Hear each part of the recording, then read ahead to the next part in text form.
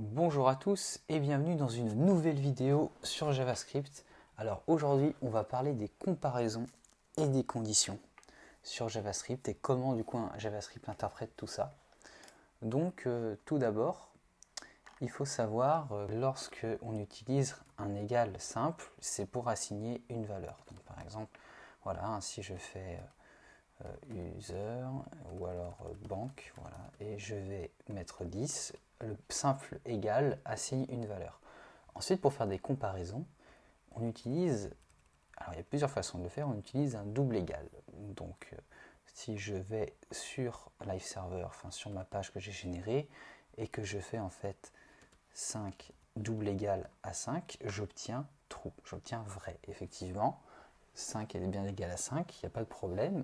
Du coup, si je fais 4, j'obtiendrai false. Voilà, c'est une façon, du coup, une première façon de comparer. Ensuite, pour vérifier si 5 n'est pas égal à 5, je fais en fait un point d'exclamation et un égal. Donc voilà, je peux comparer. Si je fais 4 est différent de 3, en fait c'est des symboles mathématiques, est différent de 3, j'obtiens bien true. Voilà. Pour savoir si un nombre est plus grand qu'un autre, j'utilise le supérieur ou l'inférieur. Donc si 4 est supérieur à 3, donc c'est vrai. Et du coup, si 4 est supérieur à 4, voilà, c'est faux. Donc voilà, je vous montre en fait ces choses assez simples, ça marche aussi dans l'autre sens. Donc voilà, en fait, dès qu'il y a une comparaison, en JavaScript renvoie soit true ou false. Alors je vais faire pareil, supérieur ou égal à 3. Donc là, je vais automatiquement, pardon, j'ai mis 34, avoir true. Même chose de l'autre côté. Même chose de l'autre côté. Hein. Peu importe, on fait tous les tests que l'on veut. Donc déjà, c'est une première façon. Donc on va faire un petit résumé. Hein. Égal à. Donc si on fait, pardon, je vais faire 5 est égal à 5, on renvoie true.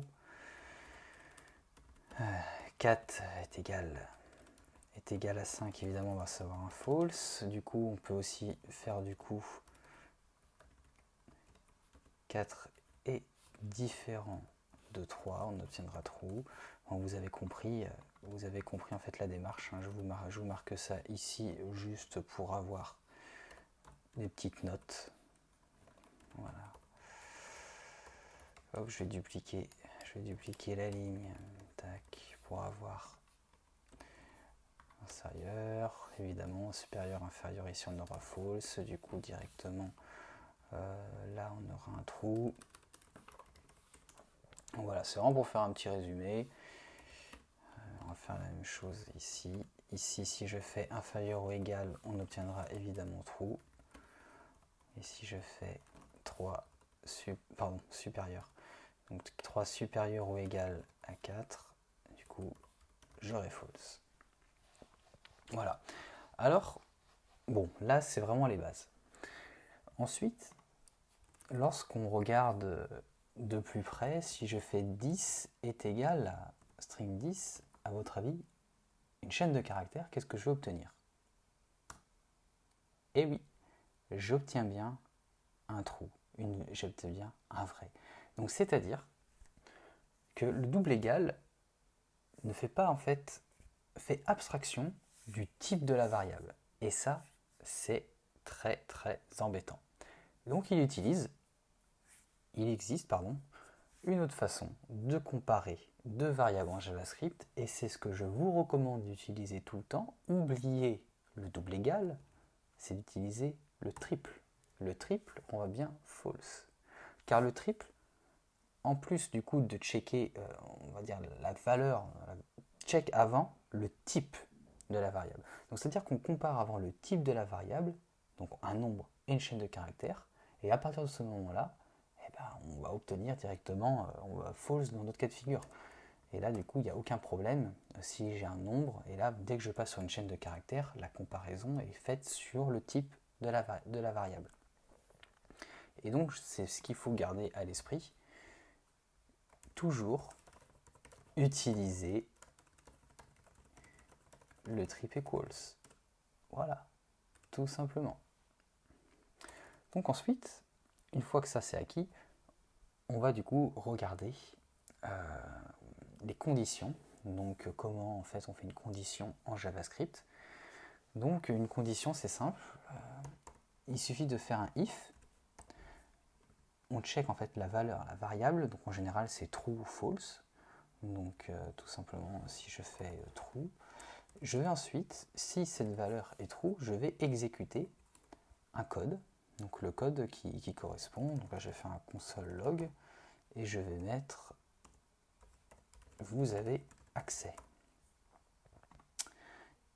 Voilà, alors je ne sais pas si ça va ressortir quelque chose. Oui, voilà, effectivement, ça va ressortir le vous avez accès. Donc je vais nettoyer ici.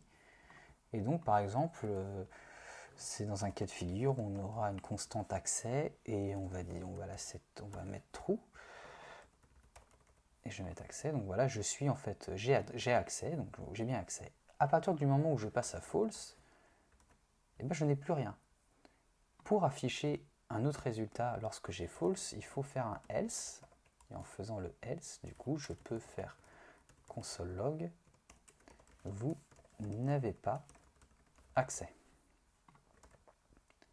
Vous n'avez pas accès. Voilà. Je remets à true, je repasse bien, vous avez accès. Donc voilà, pas de problème.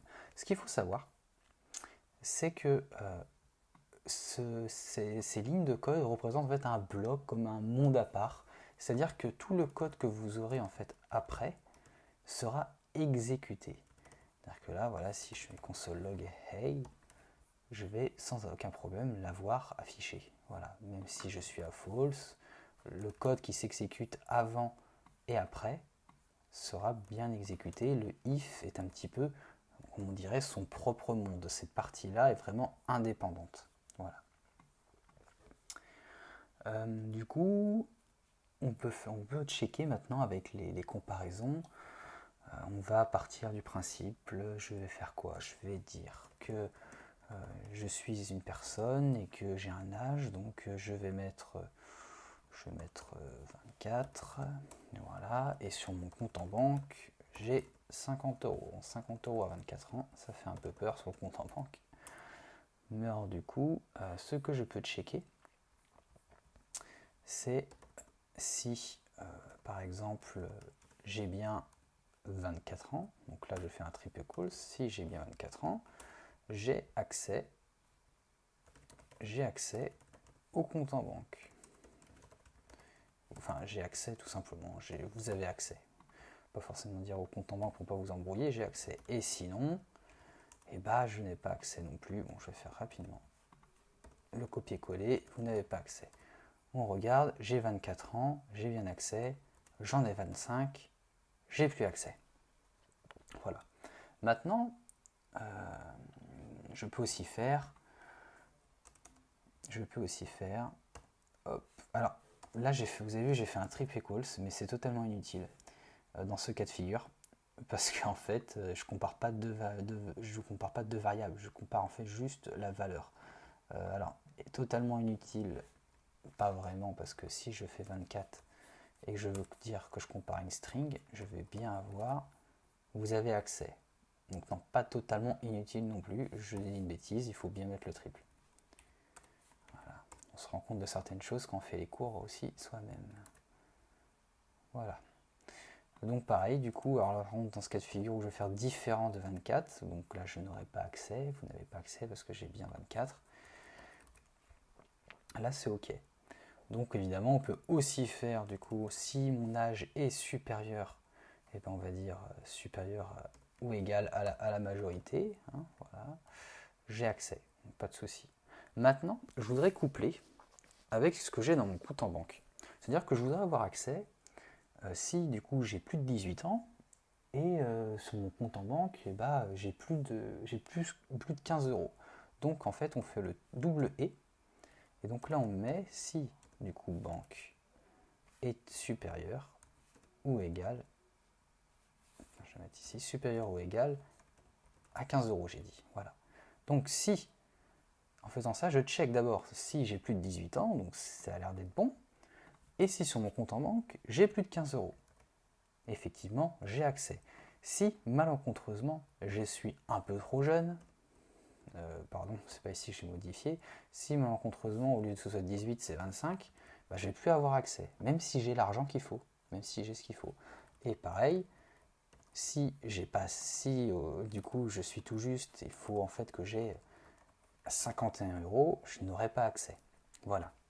Donc ça c'est la condition et en fait, voilà. Ensuite, on peut aussi checker l'un ou l'autre. Donc pour checker l'un ou l'autre, on fait en fait double barre verticale.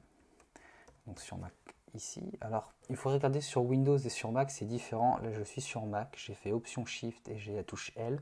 Sur Windows, je me souviens plus, je crois que c'est avec la touche 8 et qu'il y a quelque chose, une manipulation à faire. Je vais regarder, je peux vous dire de suite. Comment est-ce qu'on fait la barre horizontale sur Windows? Alors là, non, ça n'a pas marché. La barre verticale Windows, pour vous montrer, elle est... La barre verticale est le tilde. Donc ça, c'est pour... Ah, c'est sur le 6. Ok. Alt grave 6. Voilà, ok. Ça marche. Ou 7. Bon, regardez sur votre clavier. Parce que j'ai l'impression que suivant les claviers, ça va être un peu différent. Donc ça, c'est pour le tilde. La barre verticale, Alt 7. Donc ça, oui, c'est pour nous. Et sur Windows, Alt 7. Donnez la barre verticale. Ok. Donc si vous faites les tests, vous verrez pour Windows. Donc du coup, on va pas faire plus de temps. Du coup, voilà la condition ou, c'est-à-dire que soit l'un, soit l'autre. Donc si j'ai 18 ans, donc ça passe. Ou j'ai besoin d'avoir, voilà, il faut que j'ai plus de 18 ans ou d'avoir plus ou moins 50 euros sur mon compte. Donc si j'ai l'une des conditions qui est valide, j'aurai accès. C'est-à-dire que là, si en fait, au lieu d'avoir 18 ans, eh ben, j'en ai 16, j'aurai accès quand même parce que j'ai assez d'argent à 16 ans, donc il n'y a pas de problème. Voilà. Ensuite, on peut décomposer, par exemple, on peut décomposer les conditions. Au lieu d'avoir else, on peut faire un else if. Donc else if, donc on recrée en fait une condition. Alors au lieu de dire, on va garder j'ai 18 ans, si j'ai 18 ans, si j'ai 18 ans, j'ai accès, on peut dire ça. Et si mon compte en banque est supérieur à 50 et égal à 50 euros, on va dire vous avez l'argent nécessaire sur votre compte. Voilà.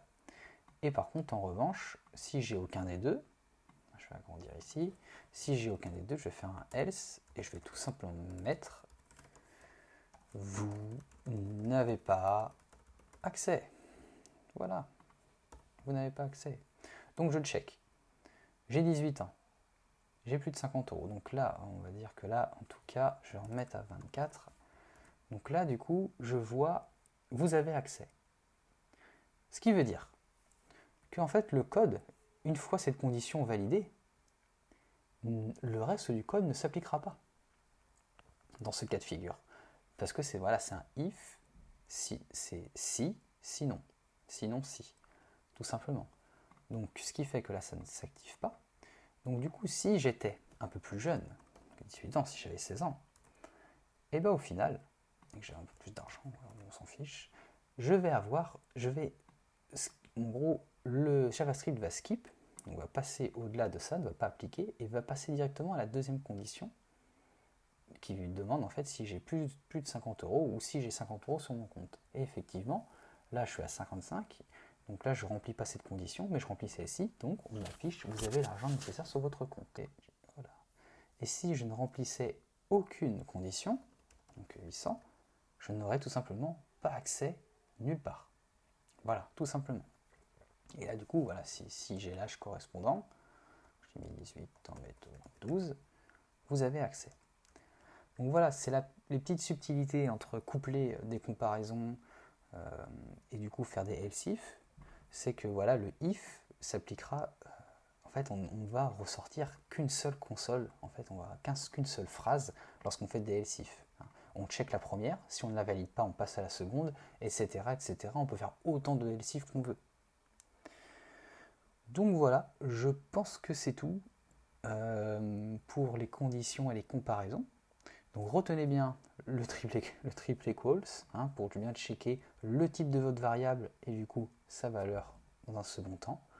Quelque chose que je voulais aussi aborder et quand même importante, ce sont les valeurs trucy et les valeurs falsy. En gros, les vraies valeurs et les fausses valeurs. Donc je vais vous montrer tout simplement. Si je mets âge est égal à 24, donc là je vais commenter tout ça. Parce que c'est quand même important de voir si je fais une condition. J'ai fait if et que je vais mettre âge, donc du coup on va mettre c'est une valeur trucy en fait, trucy, c'est une valeur vraie, voilà. Je ne sais pas exactement comment on le traite en français. Trucy. Trucy et falsy disent quoi? Qu'on est dans le grand JavaScript. Trucy, valeur de type fausse. Donc voilà, cette valeur, on va tout simplement mettre cette valeur est vraie. Sinon, sinon, cette valeur est fausse. Et vous allez en fait comprendre pourquoi c'est intéressant. Alors, je n'arrive pas à sélectionner. C'est intéressant de le savoir. Ok, donc là, oh là, allez. Donc là, je sauvegarde, pardon, je ne fais n'importe quoi. Donc là, je sauvegarde, et là, donc cette valeur est vraie, effectivement, 24. Vous allez voir qu'il y a en fait des valeurs fausses. C'est-à-dire que, évidemment, vous allez dire, si je mets false, cette valeur est fausse, il n'y a pas de problème. Si je mets 0, j'ai aussi une valeur fausse. Si je mets des strings et que je n'ai rien dedans, j'obtiens également une valeur fausse. Alors que si j'ajoute une lettre, je passe en valeur vraie. Voilà. J'ai aussi le nul, qui est une valeur fausse. J'ai le undefined, qui est une valeur fausse. Et j'ai le none, qui est également une valeur fausse. Donc c'est quand même intéressant de savoir parce que lorsque vous faites des comparaisons, en gros, si une chaîne de caractères est nulle, ça va être faux. Donc c'est important de le savoir.